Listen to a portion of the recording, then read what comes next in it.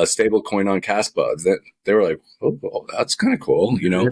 What's up, crypto crew, and welcome back. Or if this is your first time, I'm Captain Crypto Mite, actively escaping the matrix, scoping out the crypto ocean. So if you like your odds, get on the boat, stay up to date, thumbs up, and join the hunt. Into the boat! Crypto crew, crypto is starting to get more accepted by the mainstream, and a hot topic currently is stablecoins. Once Kaspa smart contracts are launched and layer 2 such as Kasplex are operating with Kaspa's layer 1, eventually we will see stablecoins on the fastest proven true proof of work crypto project, Kaspa. And this is all in development whilst the Genius Act, aka the Stablecoin Bill, just passed the House as we speak.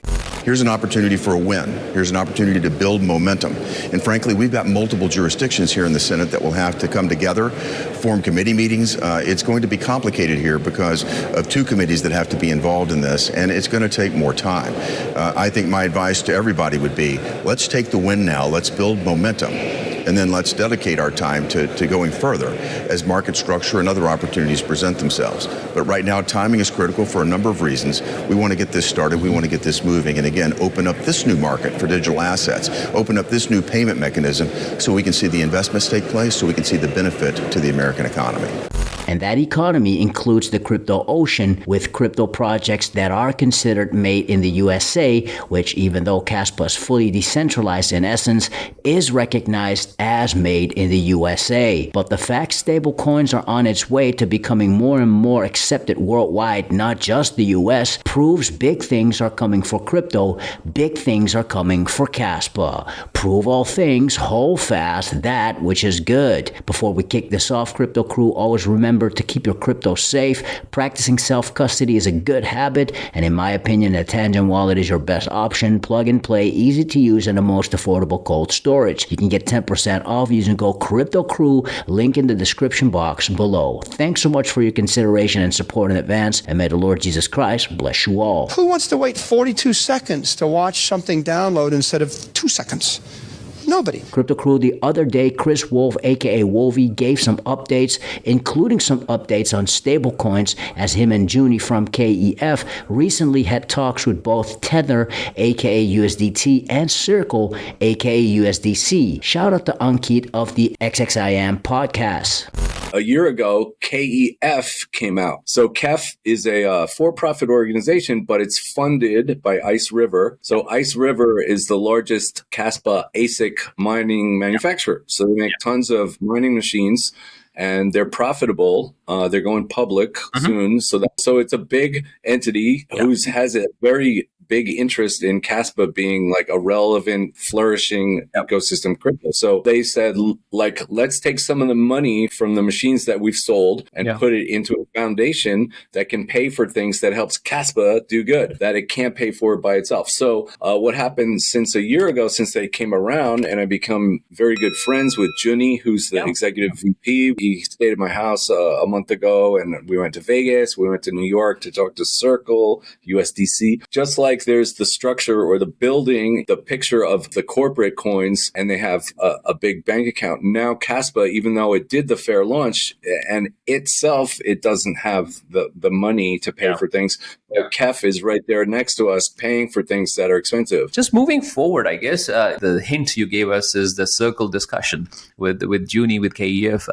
Again, there was a lot of hype maybe a month ago that Circle is coming to Kaspa, and we were sitting there, we're like, well, stablecoins are going to come to Kaspa. It's not it's given that they will come. So what can you share with us around the discussion you had with the Circle team? These guys were excited because they have their IPO coming out, and they were really keen to hear about Kaspa. So imagine Bezos has Amazon, and he has all these boxes that have to all go somewhere, and you hear, okay, FedEx takes 2 days, and UPS takes 3 days, and USPS, even my own vans take 8 hours. And then somebody walks in that tells you, we take 100 milliseconds, and it costs 1/10,000th of a penny to deliver to any in the world a stable coin on Kaspa.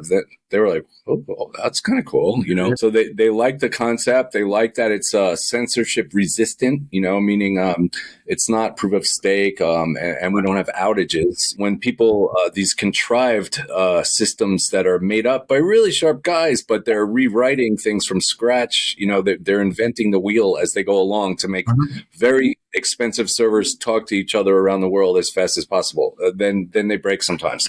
Ours is generalization of Nakamoto consensus. It's proof of work. It's basically a tried and true Bitcoin-ish thing that's been already running like a top since 2009.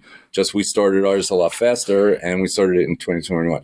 So anyway, when they hear all that, they think it's cool. You know, there's like two stages to stablecoins. So in the beginning, you start off as bridged stablecoins. Right. That means somebody has to spend money buying it on Ethereum. That would be a place where KEF comes in, and nobody else is going to be able to do that because it's tens of millions of dollars. You have to buy tens of millions of dollars worth of USDC on ETH. Then you have to lock it up and make sure it's really, really tight and safe.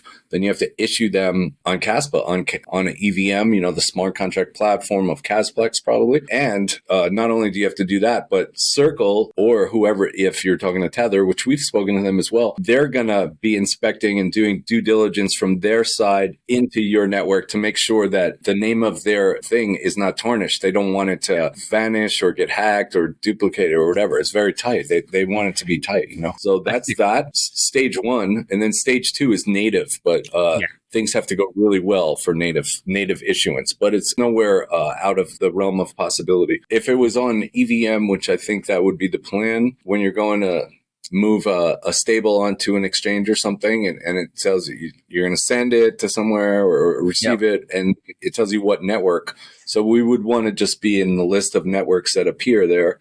And people are used to picking Tron for $1 and waiting, you know, a minute or two, and they could pick Kaspa for like a little piece of a penny that you could shave off with a razor blade, you know, get it in a couple seconds. Like, so you don't know where it's sitting right now, like the discussions. So really, I was there to appearing on the behalf of Kaspa as a decentralized network and having the connections to the developers of Kaspa, L1 and anything like that, integration support.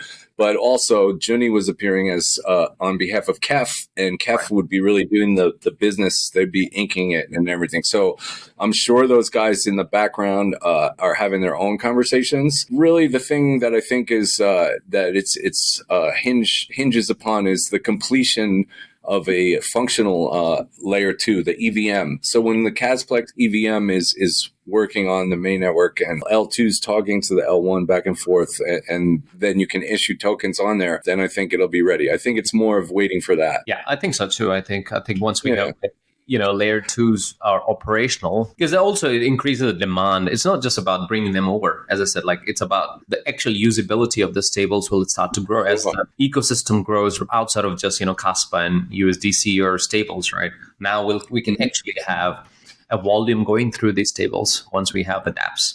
Crypto Crew, once stablecoins become more accepted in the US, the more players we will see jumping on this $1 trillion opportunity, one of which is Base, the Ethereum Layer 2, decentralized with the Optimism superchain incubated by Coinbase. There has been a lot of hype about crypto payments over the years, but we're now at a point where the technology is delivering. So the bedrock of Coinbase payments is USDC and Base. As you've heard a lot today, we are the largest distributor of USDC globally, and Base is our L2 blockchain, which is purpose-built for enterprise-grade payments. When we put USDC and Base together, we have a store of value and a money movement rail that can massively simplify global money movement. Not surprisingly, smart companies are figuring this out, and they're tapping into USDC and Base to get faster money movement, more efficient cross-border, and global payment acceptance. The USDC Base network settles $1 trillion monthly. The fastest growing portion of that is bona fide payments volume. Over the last year, we've nearly doubled the size of the USDC ecosystem in close partnership with Circle. And while that revenue line is important, it's not the end goal. Our number one priority is building partnerships with innovative companies that can help us grow the stablecoin ecosystem and participate in stablecoin upside. I have no doubt in my mind Coinbase knows about Kaspa, which I believe is one of the reasons they are quote-unquote ignoring Kaspa, even though there is a Kaspa future listings on Coinbase at the moment. People in Coinbase who know crypto would have looked at Kaspa, realized the revolutionary tech Kaspa has developed and is still developing, and potentially are considering Kaspa a threat. Kaspa is fast, cheap, fully decentralized, and soon EVM compatible. Still, Coinbase is a business, so if Kaspa makes money, it makes sense. Time will come, crypto crew. Even Coinbase will not be able to deny Kaspa. Not financial advice, of course, just my conviction that I share with conviction. But Coinbase will spotless Kaspa. Pump it up. Prove all things, hold fast that which is good. Stick around. Fix your mind before you get to the grind. And with that said, let's continue to escape the matrix. Let's continue to be on the lookout for the next big thing on the crypto ocean. Grow in grace, and let's make some crypto waves. Say I.